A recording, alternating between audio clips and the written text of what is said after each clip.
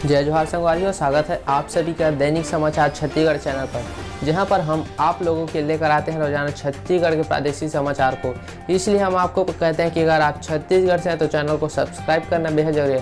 खैर, आप चैनल को सब्सक्राइब कीजिए। हम चलते हैं आज की पहली बड़ी खबर की ओर। पहली बड़ी खबर के रूप में आपको बता दें कि पानी की जगह आग निकलने का मामला सामने आ रहा है। कोरिया जिले के नलकूप खनन के लिए गड्ढा खोदा गया तो उसमें से पाइप लगाने पर पानी की जगह आग की लपटें निकली है। आपको बता दें कि छत्तीसगढ़ के कोरिया जिले के एक गांव से नलकूप खनन से पानी की जगह आग निकल कर आ रही है। यह देखकर लोग हैरान हो गए हैं। जानकार बता रहे हैं कि जमीन के भीतर कोयले की आग या कोई ज्वलनशील गैस होने के कारण ऐसा हो रहा है। देर शाम तक बोर से आग की लपटें निकलती रही। आपको बता दें कि जानकारी के अनुसार केल्हारी के पास स्थित गांव पंचायत केवटी का गांव बिलोनी डांड से यह घटना सामने आई है। सुबह करीब 11 बजे नलकूप खनन शुरू हुआ। पहले 2 इंच पानी निकला, तब तक सब ठीक था। उसके 4 घंटे बाद उसी स्थान पर अचानक आग की लपटें निकलने लगी। इससे ग्रामीणों के साथ नलकूप खनन के लगे मजदूर भी हैरान रह गए। बोर खनन वालों का कहना है कि यहाँ या तो किसी गैस का भंडार है या तेल का, तभी इतनी तेजी से आग जल रही है। नलकूप खनन में लगे ठेकेदार धनेन्द्र मिश्रा का कहना है कि यह हैरान कर देने वाली घटना सामने आई। बोर किए 4 घंटे बीत गए, उसके बाद अचानक बोरिंग वाले स्थान से आग की तेज लपटें आने लगी। शायद कहीं ना कहीं कोई तेल का स्रोत, तभी ऐसा हो रहा है। इसी के साथ चलते हैं आज की अगली बड़ी खबर के रूप में। मुख्यमंत्री भूपेश बघेल ने पुन्नी मेला में आस्था की डुबकी लगाई है। उन्होंने कहा है कि प्रैक्टिस नहीं है लेकिन अनुभव काम आता है। आपको बता दें कि छत्तीसगढ़ की सांस्कृतिक परंपरा में कार्तिक पूर्णिमा का विशेष महत्व है। इसे प्रदेश में पुन्नी स्नान कहते हैं। इसी परंपरा में निर्वहन के लिए मुख्यमंत्री भूपेश बघेल सोमवार तड़के रायपुर में खारून नदी के तट पर पहुंचे और महादेव घाट पर स्नान किया। साथ ही गुलाटी मारकर डुबकी लगाई। इसके बाद दीप दान कर प्रदेशवासियों को बधाई दी और खुशहाली व सुख समृद्धि की कामना की।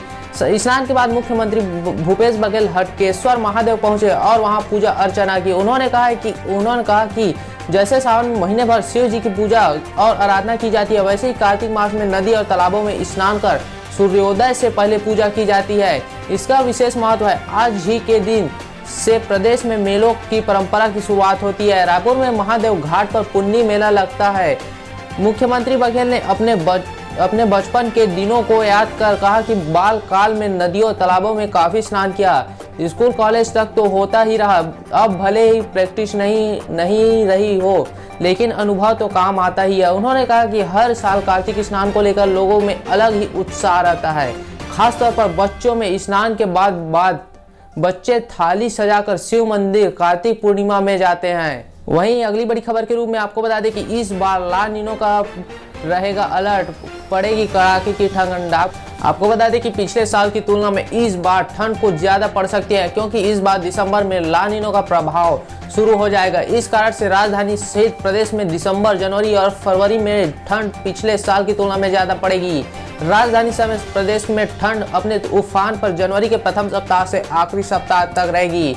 मौसम विज्ञानी HP चंद्रा ने बताया कि प्रदेश में ठंड 15 दिसंबर से 12 फरवरी तक रहती है। जनवरी में पीक पर रहती है, लेकिन इस बार ठंड ज्यादा पड़ने की संभावना है। न्यूनतम में पिछले साल की तुलना में और गिरावट रहेगी। कुल मिलाकर इस बार उत्तर पूर्वी मानसून ज्यादा सक्रिय रहेगा। इस कारण से उत्तर पूर्वी हवाएं ज्यादा आने की संभावना है। आपको बता दें कि इससे ठंड में बढ़ोतरी होगी। लेकिन उन्होंने बताया कि मौसम भवन नई दिल्ली में से प्राप्त सूचना के अनुसार दिसंबर, जनवरी और फरवरी के महीने में प्रदेश के न्यूनतम तापमान सामान्य से कम रहने की संभावना है। इसी तरह प्रदेश में अधिकतम तापमान इन 3 महीनों में सामान्य से अधिक रहने की संभावना है। इस प्रदेश में शुष्क हवा आने के कारण मौसम शुष्क रहने की संभावना है। अधिकतम और न्यूनतम तापमान में विशेष परिवर्तन होने की संभावना है।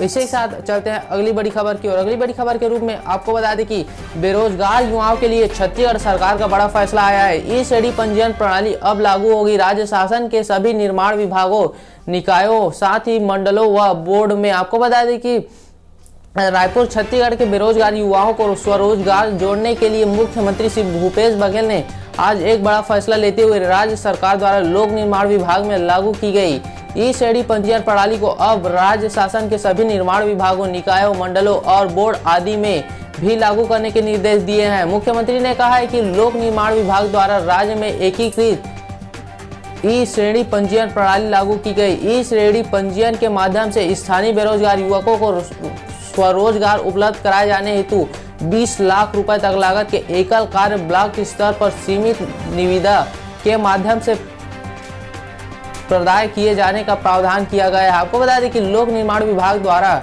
निर्माण कार्यों के अनुबंध में 20 लाख रुपए से अधिक लागत के कार्यों में डिप्लोमा इंजीनियर तथा 1 करोड़ से अधिक के कार्यों में स्नातक इंजीनियर नियुक्ति किए जाने प्रावधान अनिवार्य किया गया है।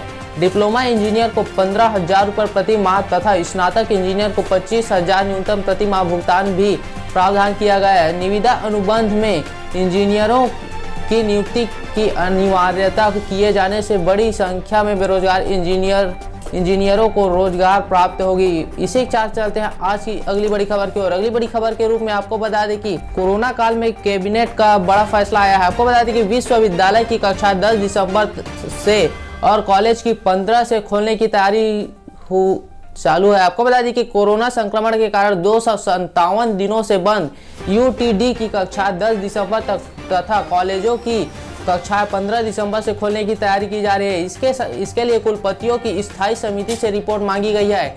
इधर किसानों का धान बेचने के लिए इस बार 5 टोकन दिए जाएंगे और खरीदी 31 जनवरी तक होगी। गोल बाजार की जमीन की कीमत तय करने के लिए मुख्यमंत्री की अध्यक्षता में कमेटी गठित की जाएगी। वहीं नया रायपुर में बसाहट बढ़ाने उद्योग लगाने के लिए जमीन की कीमत 50% तक कम की जाएगी। ये सारे फैसले मुख्यमंत्री भूपेश बघेल की अध्यक्षता में हुई कैबिनेट की बैठक में लिए गए। आज छत्तीसगढ़ी राजभाषा दिवस होने के कारण मंत्रिमंडल में परिचर्चा छत्तीसगढ़ में हुई। कृषि मंत्री रविंद्र चौबे ने बताया कि विश्वविद्यालय और कॉलेजों को खोलने के लिए वाइस चांसलर से रिपोर्ट मंगाई गई है। रिपोर्ट के आधार पर विश्वविद्यालय और कॉलेजों को खोलने का निर्णय लिया गया है। साथ ही उन्होंने बताया कि ITI अंतिम वर्ष के परीक्षार्थियों की प्रायोगिक परीक्षाएं पूरी करने ITI खोले जाएंगे ताकि वे NCVT की परीक्षा में शामिल हो सके। गौठानों में उत्पादित जैविक खाद अन्य विभाग अब सीधे खरीद सकेंगे। पाटन के जाम गांव में लघु वनोपज की केंद्रीय प्रसंस्करण इकाई की स्थापना की जाएगी। लाख को कृषि का दर्जा दिया जाएगा। चौबे ने बताया कि पिछली बार की तुलना में इस बार धान खरीदी के लिए किसानों को काफी राहत दी गई। किसानों को 3 के बजाय 5 टोकन दिए जाएंगे। इस बार सरकार ने 90 लाख टन धान खरीदने का लक्ष्य निर्धारित किया है, लेकिन इससे ज्यादा धान भी आएगा तो सरकार उसे हर हाल में खरीद देगी। वहीं आज की अंतिम खबर के रूप में आपको बता दें कि धान खरीदी के लिए जोगी कांग्रेस ने निगरानी समिति का गठन किया है। वहीं सभी जिला के कलेक्टरों को राज्यपाल के नाम ज्ञापन सौंपने की भी तैयारी की है। आपको बता दें कि प्रदेश सरकार आगामी 1 दिसंबर से धान खरीदी की शुरुआत करने जा रही है। जनता कांग्रेस छत्तीसगढ़ के जे के राष्ट्रीय अध्यक्ष डॉक्टर रेणु जोगी के निर्देश पर प्रदेश अध्यक्ष अमित जोगी ने राज्य के सभी जिलों में जिला स्तरीय धान खरीदी निगरानी समिति का गठन किया है। ये समिति सभी जिलों में कलेक्टर के माध्यम से महामहिम राज्यपाल के नाम से ज्ञापन सौंपेंगे। प्रदेश अध्यक्ष अमित जोगी ने बताया कि राज्य सरकार ने अब तक किसानों को पिछली धान खरीदी की राशि का अब तक भुगतान नहीं किया है, जिससे प्रदेश भर के किसानों में भी भारी आक्रोश है। ऐसे में JCCJ धान सत्याग्रह संकल्प के लिए तहत प्रदेश सरकार से 4 मुख्य मांग करेंगी। उन्हीं 4 मांगों में पहला मांग है उठे धान का एक दाना, दूसरा कम न पड़े बारदाना, तीसरा किसानों को एक मुश्त 2500 रुपए दिलाना और चौथा बिचौलियों को दूर भगाना। अमित जोगी ने प्रदेश सरकार पर किसानों के बजाय बिचौलियों को फायदा पहुंचाने के उद्देश्य से धान खरीदी में देरी किए जाने का आरोप भी लगाया है।